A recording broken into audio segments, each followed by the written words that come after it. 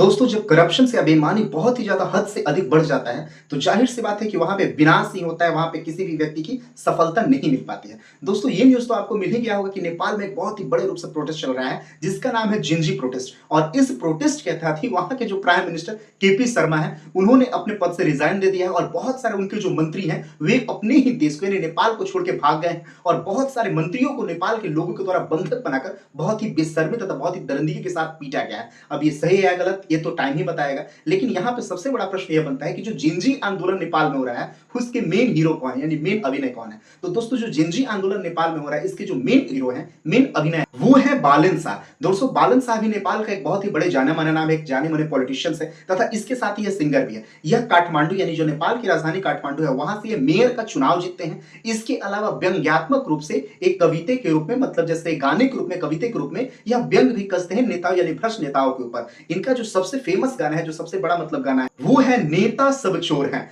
और इस गाने से काफी ज्यादा फेमस भी हुए थे और चूंकि मेयर भी थे तो काफी ज्यादा इनकी लोकप्रियता थी। लेकिन वहां नेपाल की जो गवर्नमेंट थी, उन्होंने सोशल मीडिया के विरुद्ध एक ऐसा बिल लाया था जिसमें सारे के सारे YouTube, Facebook, Instagram, Twitter, WhatsApp सारे के सारे सोशल मीडिया को बंद करने का रूल था। इसी कारण बहुत सारे युवा वहां के भड़क गए थे क्योंकि वहां पे बेरोजगारी बहुत ज्यादा है और युवाओं का यही सोशल मीडिया एक कमाने का जरिया था। इस पे भी सरकार ने प्रतिबंध लगाने का सोच लिया था, तो इसलिए वहां पे इतना ज्यादा विरोध हुआ, इतना ज्यादा विरोध हुआ कि सरकार को खुद इस्तीफा देना पड़ा था। यानी केपी शर्मा जो प्राइम मिनिस्टर थे, उन्हें इस्तीफा देकर दुबई भागना पड़ रहा है, ऐसा कंडीशन हो गया है। और इस कंडीशन में, इस जिंजी प्रोटेस्ट में सबसे बड़े रूप से यही बुलंद शाह उभरे हैं। लेकिन दूसरे एक व्यक्ति ऐसे भी हैं जो इस प्रोटेस्ट को बहुत ही ज्यादा महत्व दे रहे हैं। वो है इस देश के, नेपाल देश के ही गृह मंत्री यानी होम मिनिस्टर साहब, और इनके 21 सांसदों ने इस्तीफा भी दे दिया है। इस कारण बहुत ही बड़े रूप से प्रोटेस्ट बढ़ रहा है। वैसे दोस्तों देखिए, मैं प्रोटेस्ट का कहीं ना कहीं विरोधी करता हूं क्योंकि प्रोटेस्ट होने से, हंगामा होने से, मारपीट होने के कारण वहां के लोगों में आक्रोशता बढ़ता है और हमेशा समस्या होता है। तो मैं चाहता हूं कि बहुत ही जल्दी वो प्रोटेस्ट खत्म हो जाए